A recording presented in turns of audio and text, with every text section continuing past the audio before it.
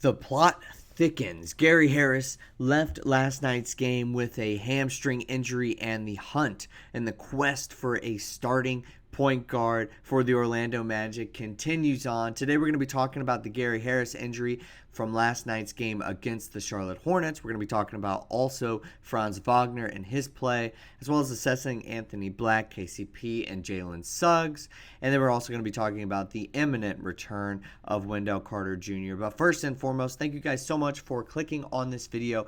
By clicking, it means that you gave us a view, hopefully, and supported the channel. So make sure to also like and subscribe. That further will be able to support this channel, and you'll be able to join the family here at Magic Digest, because we're trying to build an Orlando Magic basketball community here on YouTube. All right, let's take a look at the initial report. This is coming from last night's game. Gary Harris left the game and did not return in the first quarter against the Charlotte Hornets last night. He had a left hamstring strain and will be reevaluated on Tuesday. So right now it is Tuesday, and we haven't heard too much of a reevaluation. He's listed as a game time decision for tomorrow's game against the Bulls, and probably more so getting a day-to-day designation. But this is obviously big news, because for some reason Jamahl Mosley really loves Gary Harris, and I get some of the frustration that comes with a lot of the fans thinking that, why is this guy starting? Why is he out there starting? Why wasn't it Anthony Black?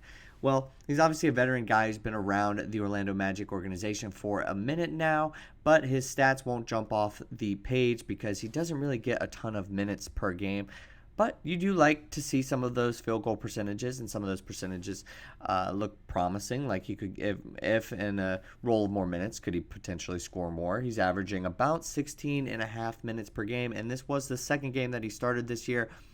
4 points per game, 40% from the field, and 37% from three, which is probably the most important stat of all of them. Now, I know a lot of Magic fans, like I just mentioned, were not exactly thrilled that he got the start, especially since they kind of wanted to see what Anthony Black had more of. But eventually, I think all Magic fans realized that, hey, it was Anthony Black's time to shine last night. And we're going to get into how he ended up capitalizing, or lack thereof, perhaps, on those minutes that he was able to get with Suggs and Harris out last night, as well as Banchero, as well as Wendell Carter Jr. The injury bug has hit the Magic. It's hit a few different teams, but a lot of other teams, as well as the Magic, are staying afloat.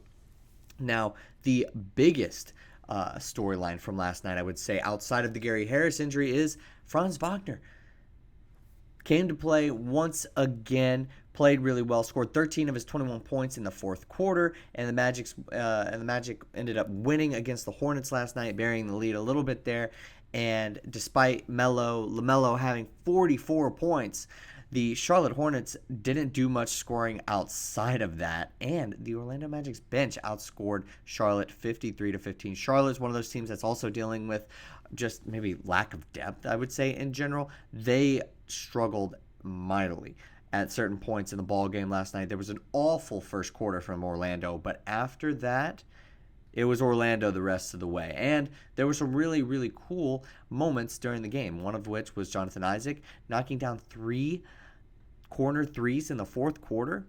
Finished with 11 points for the Orlando Magic. That was really great. And also, Mo Wagner had 16 points. So did Cole Anthony. Cole Anthony could be another person. I'm not going to mention him too much in this video, but he could be another person that benefits a lot from the extra play time. Can kind of get out of his slump. We talked about it in the last video, and make sure to check that out if you haven't.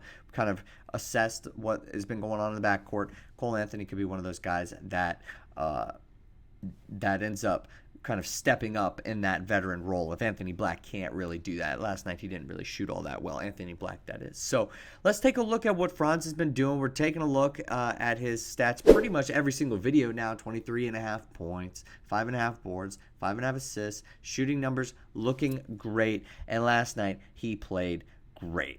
I think when we talk about Franz Wagner, I mentioned this a while ago. I said, hey, look, we're going to have to start talking about not all-star, but all-NBA, because he's playing like an all-NBA third-team guy right now, I would say, pretty much at the baseline. Last night he had 21 points, 7 assists, 4 steals, and 2 blocks. He shot 47% from the field, 33% from three. Obviously would have liked to clean up the free throws a little bit. Shot 50% from the line. That would have been nice to have a couple of those back. He was only 3 for 6, wasn't anything crazy, but would have liked to see that be better and more efficient. Now let's also take a look at what Shams said. Shams said this actually today.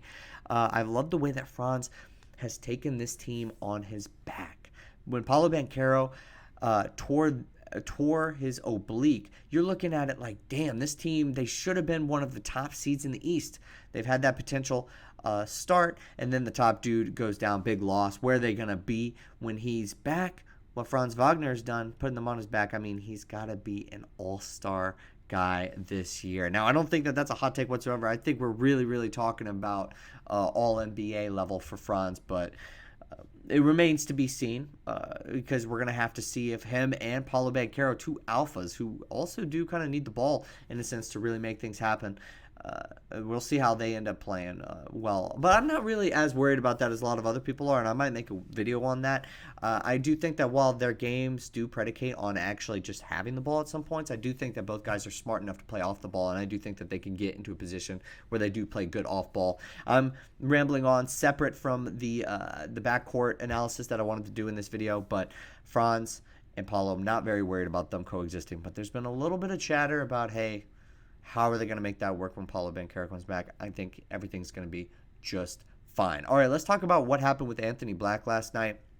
He did not play too poorly, but obviously the increased amount of shots are going to make his efficiency more glaring, whether that's positive or negative. And right now, it's more of a negative, unfortunately.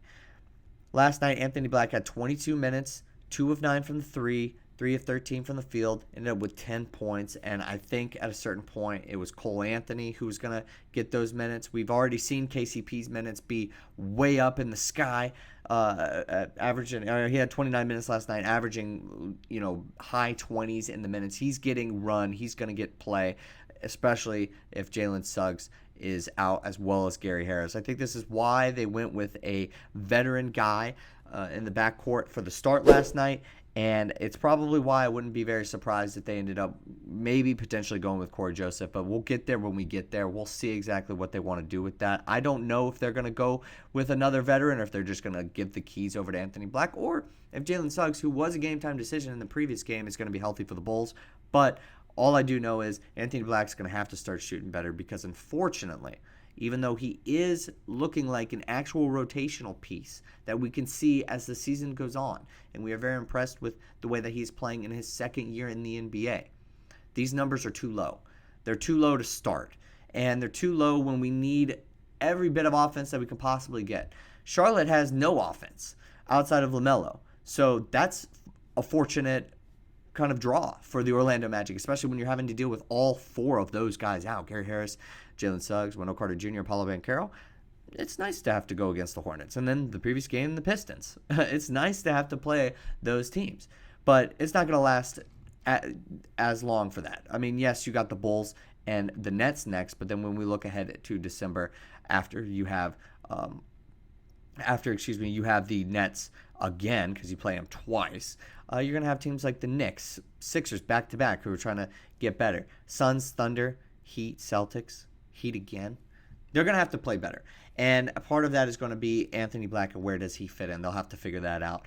And then obviously Suggs and KCP are both struggling mightily from deep right now. Both of those guys are shooting extremely poorly, and they need to end up shooting a lot better if they are going to want to, or if this Orlando Magic team can fix their offense. KCP and Jalen Suggs, they were both paid in the offseason, and they have just hit 25.6% from deep in November. Fall to 33 or 33rd percentile as a three-point shooter among guards. That's Jalen Suggs, excuse me. And then Kentavious Caldwell-Pope has more games this season with 0 3-point makes than games shooting at least 40% from deep. Both of those need to change.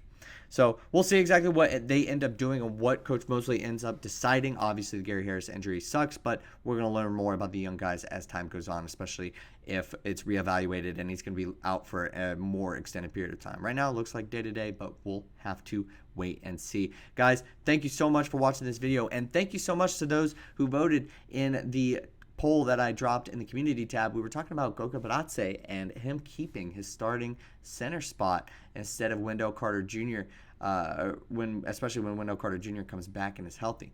Team's been 9-3 with Bitadze starting, and Mo Wagner's been good in that 6-man role. I don't think anything's going to change, and 87% of you also agree. So make sure that you vote, make your voice heard, especially if you're on the other side of that, and the 13% that want to see Wendell Carter Jr. back in the starting lineup, or maybe somebody else in the starting lineup, and Bitadze moving back to, or down to the bench, rather. But thank you guys again so much for watching this video. I will see you guys next time with some more Orlando Magic basketball content.